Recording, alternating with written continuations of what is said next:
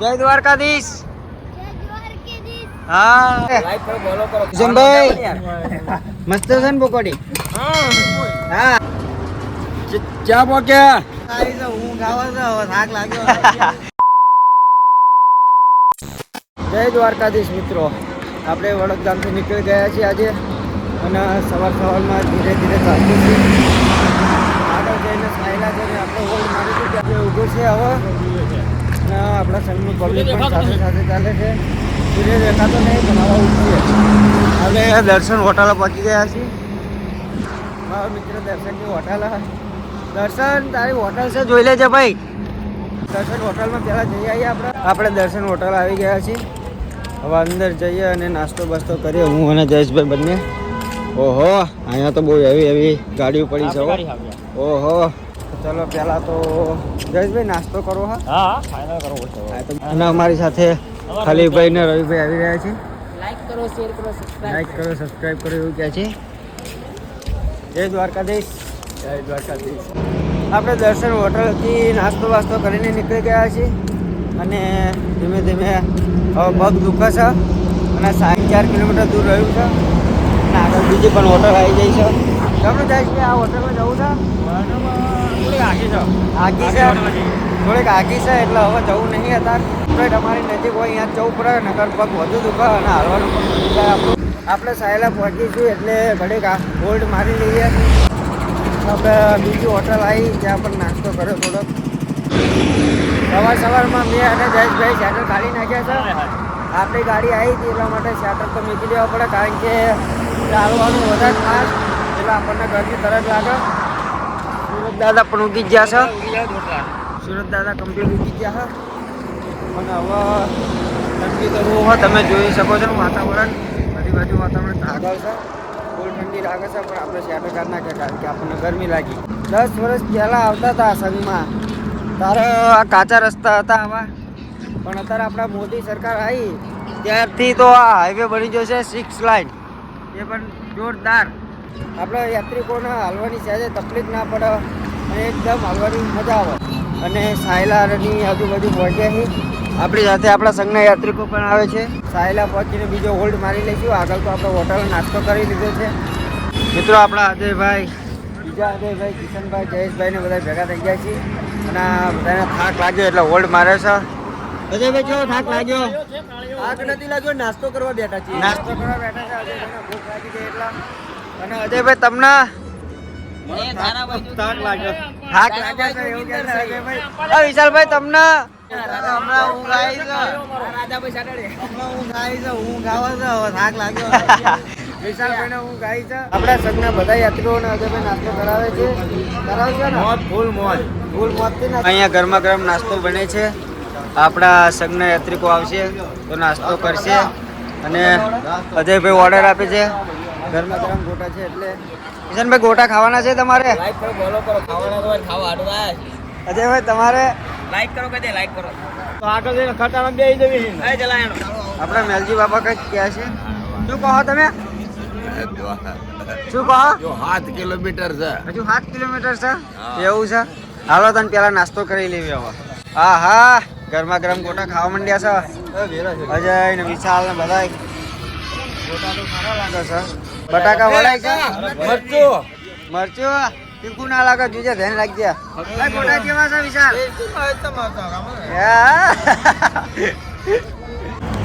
સોલંકી ભાઈ અને રોહિતભાઈ આવી રહ્યા છે કારણ કે અહીંયા ગરમા ગરમ ગોટાનો નાસ્તો થઈ રહ્યો છે. હા મયુરભાઈ, જય રણછોડ. દિવ્ય શક્તિ હોટલનો ફેમસ નાસ્તો એટલે કે ગોટા. લાઈક કરો, બોલો. ગરમા ગરમ કેવા લાગે જયેશભાઈ ગોટા? એક નંબર હે ને? લાઈક કરો, બોલો. કે તમે કોઈક દિવસ આ બાજુ આવો તો આ ભાઈને જોઈ લેજો. શક્તિ હોટલ નાસ્તો અને દિવ્ય શક્તિ હોટલ એક નંબર હો. બાકી મિત્રો આપણે હવે નાસ્તો કરીને નીકળીએ છીએ આગળ અને આપણા દાદા ને બધા બેઠા છે. ચલો કિશનભાઈ અમે જઈએ છીએ, તમે શાંતિ નાસ્તો કરીને આવો. અજયભાઈ લગભગ 500 ગ્રામ ગોટા ખાઈ ગયા છે એટલા. અને કિશનભાઈ પણ બીજા મંગાવે છે 200 ગ્રામ. હા હા હા, કાળુભાઈ તો મરચું ખાય છે ભાઈ. ગરમા ગરમ મરચું.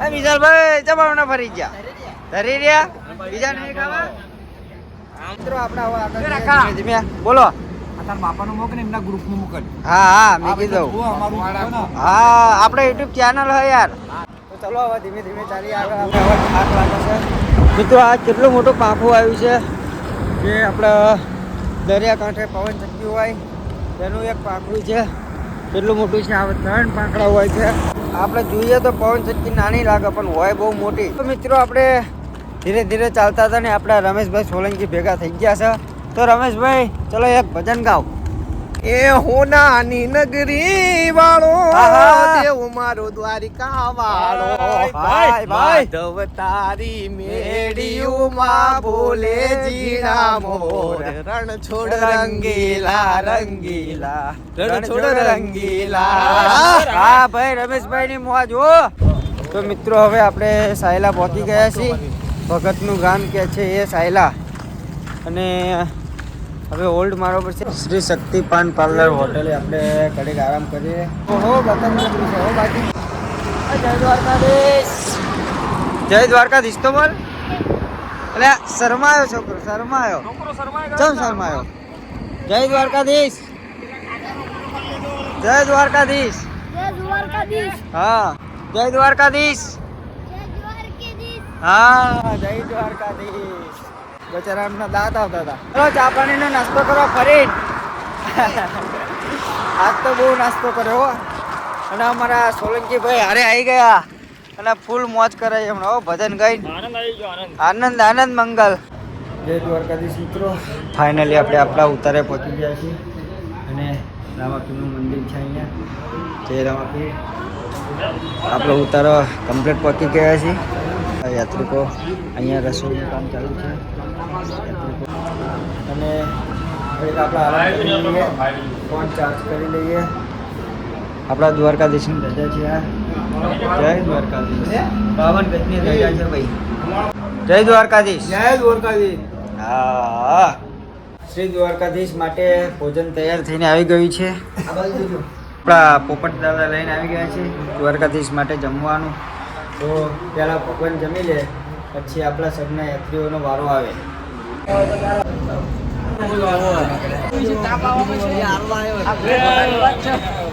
મિત્રો ફાઇનલી આપણે રામાપીરના મંદિરેથી હવે નીકળીએ છીએ આગળ અને આપણા સંઘના બધા વ્યક્તિ ચા પાણી કરી રહ્યા છે આગળ નીકળીએ દ્વારકાધીશની જય બોલાવે પછી જયેશભાઈ ઇકોમાં બેસી ગયા છે આરામ કરવા હાલવાનું તો સાહેબને તો હવે આપણા સંઘના યાત્રિકો બધા તૈયાર થઈ રહ્યા છે દ્વારકાધીશની જય બોલાવે પછી ચાલવાની તૈયારી કરે તૈયાર છે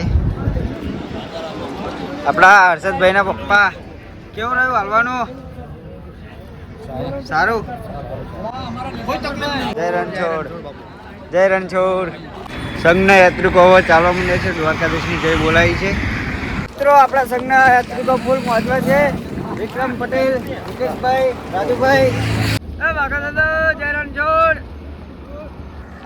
તમને મોજમાં ભાઈ પટેલ મોજમાં છે હો અમારા યુવરાજભાઈ કહેતા હતા કે આકાશભાઈ આપણે ચશ્મા પહેરીને વ્લોગ બનાવીએ તો આજે મેં પણ ચશ્મા પહેરી લીધા યુવરાજભાઈ કે મારી આંસુ ઘેરાય છે એટલા માટે હું ચશ્મા પહેરું છું તો મેં પણ એવું કર્યું મારી આંસુ ઘેરાય છે એટલે મેં પણ ચશ્મા પહેરી લીધા આપણા સંઘમાં ફર્સ્ટ નંબરમાં અને પહેલા નંબરમાં ચાલનારા અને વ્યક્તિ આપણા ગોવિંદભાઈ મારા ડોટું પડે એમની હાલત થવા આપણા સંઘમાં પહેલા જ હોય તમે જુઓ સંઘમાં આમની સિવાય કોઈ પહેલા ના હોય અને એમની સ્પીડ તમે જોઈ શકો છો 180ની સ્પીડમાં અને સંઘમાં એમ્બ્યુલન્સ તરીકે ઓળખાય છે ગોવિંદભાઈ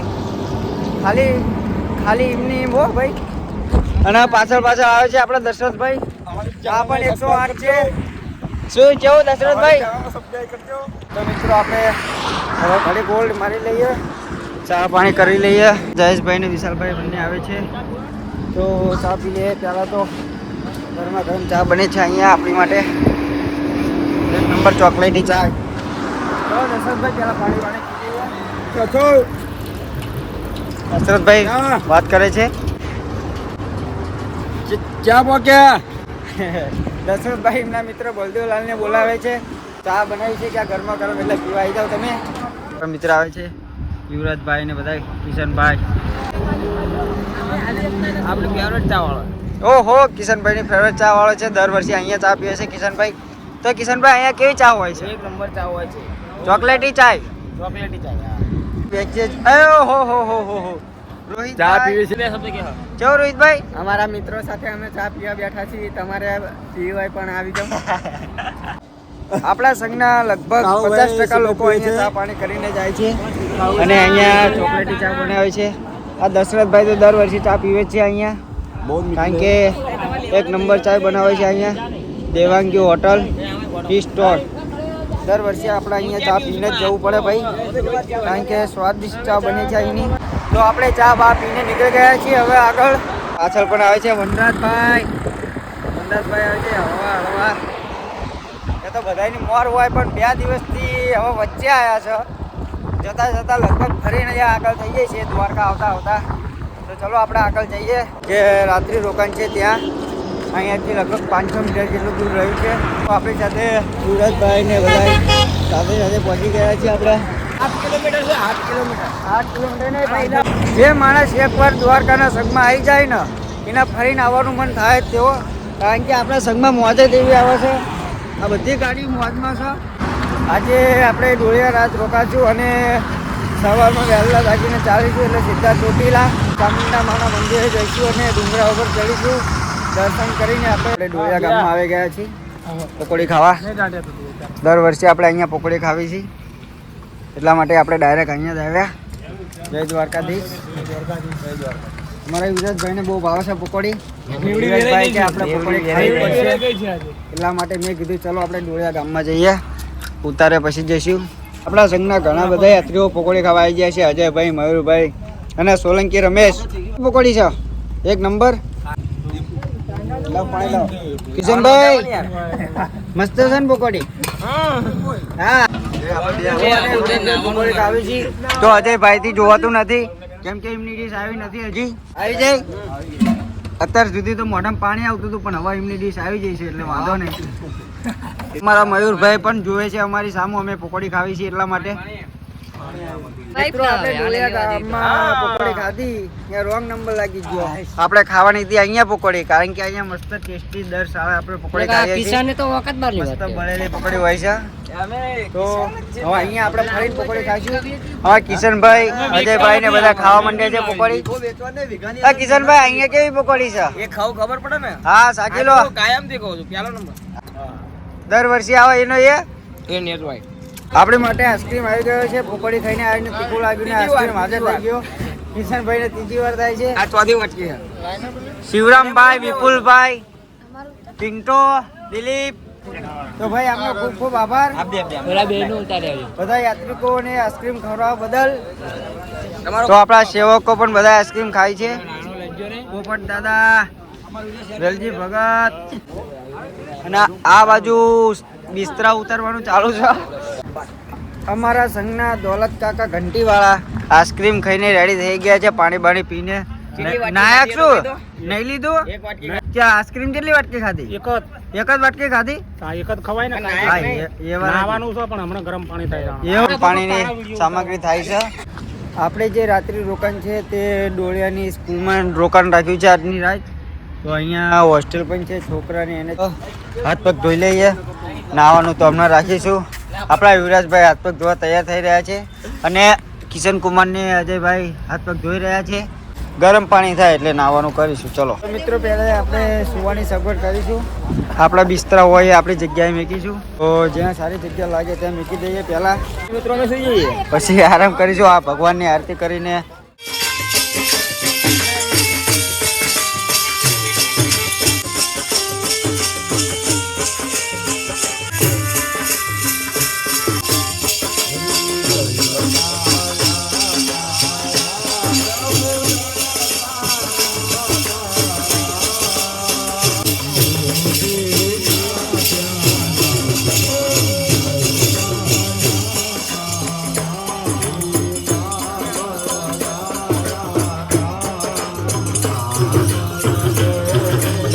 તારીખ 27મી ડિસેમ્બર અને ચોથો દિવસ આપણો છે.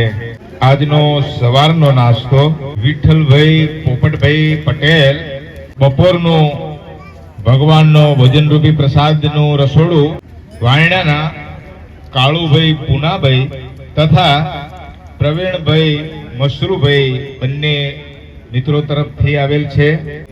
સાંજનો ભગવાનનો ભોજનરૂપી પ્રસાદ કાંકજ પાલડીના લાખણસિંહ દરબાર તરફથી આપણને દર વર્ષે મળે છે.